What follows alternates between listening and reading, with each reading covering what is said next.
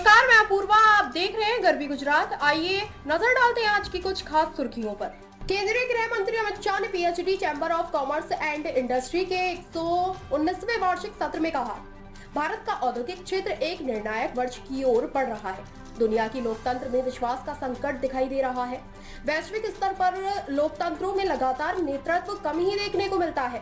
मोदी जी जो पहले एक मुख्यमंत्री थे और फिर प्रधानमंत्री बने, ने 23 वर्षों तक लोकतांत्रिक तरीके से लोगों का विश्वास जीता और एक बार फिर प्रधानमंत्री के रूप में लौटे हैं। यह बहुत महत्वपूर्ण है क्योंकि स्थिरता के बिना नीतियों को प्रभावी ढंग से लागू नहीं किया जा सकता। भारत के औद्योगिक जगत के लिए बहुत निर्णायक वर्ष बनने वाला है। ऐसे समय में मैं आपके सामने आया। दुनिया भर के लोकतंत्र के अंदर एक प्रकार से विश्वास की क्राइसिस दिखाई पड़ती है। सातत्यपूर्ण नेतृत्व लोकतंत्र के अंदर पूरी दुनिया को आप बारीकी से देखें तो बहुत कम जगह पे दिखाई पड़ता है। और मोदी जी पहले सीएम और फिर पीएम 23 साल तक लोकतांत्रिक तरीके से जनता का विश्वास जीतकर फिर से एक बार प्रधानमंत्री बनकर आए। ये बहुत महत्वपूर्ण बात है क्योंकि स्थिरता के बगैर नीतियां अच्छे से इंप्लीमेंट नहीं होती। स्थिरता के बगैर सुरक्षा सुनिश्चित नहीं होती है और स्थिरता के बगैर विकास भी सुनिश्चित नहीं होता है। स्थिरता ही है जो नीतियों में भी सातत्य लाती है, स्थिरता ही है जो विचारों में भी सातत्य लाती है और स्थिरता ही है जो विकास में भी सातत्य लाती है।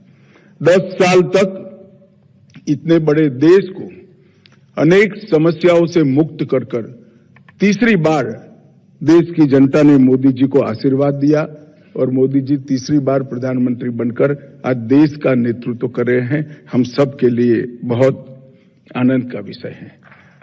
आज आपने थीम लिखा है विकसित भारत 2047 के रेफरेंस में उन्नति के शिखर की ओर अग्रसर। बहुत उचित ही विषय आपने सिलेक्ट किया है। मित्रों, हमारे सामने प्रधानमंत्री जी ने 2 लक्ष्य रखे पूरे देश के सामने। 2047 जब देश की आजादी की शताब्दी मनाई जाएगी, भारत पूर्ण विकसित राष्ट्र के रूप में दुनिया के सामने खड़ा हो।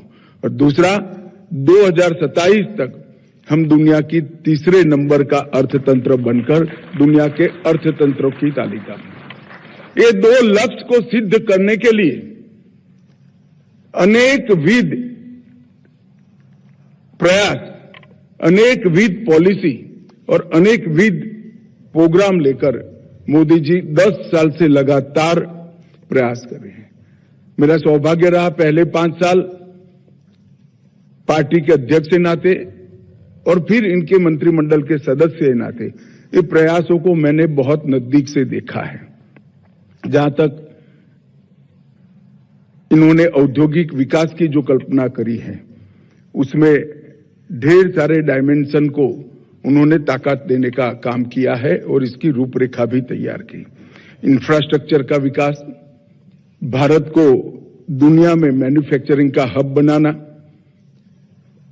इन्वेस्टर फ्रेंडली इकोसिस्टम खड़ी करना, स्किल्ड वर्कफोर्स का निर्माण करना, रिसर्च एंड डेवलपमेंट अनुसंधान को प्रोत्साहन करना, एडवांस कंप्यूटिंग टेक्नोलॉजी जैसी सभी टेक्नोलॉजिकल क्षेत्र में इमर्जिंग टेक्नोलॉजी में भारत को पायनियर बनाना, डीप सी और मैरीटाइम इकोनॉमी और अंतरिक्ष, ये तीनों क्षेत्रों में नई शुरुआत करना और कई सारे इमर्जिंग सेक्टर, ग्रीन हाइड्रोजन से लेकर ईवी तक, ये सारे सेक्टर में आज से ही भारत पायोनियर लीडर बने, इस प्रकार की नीतियों का निर्माण करना।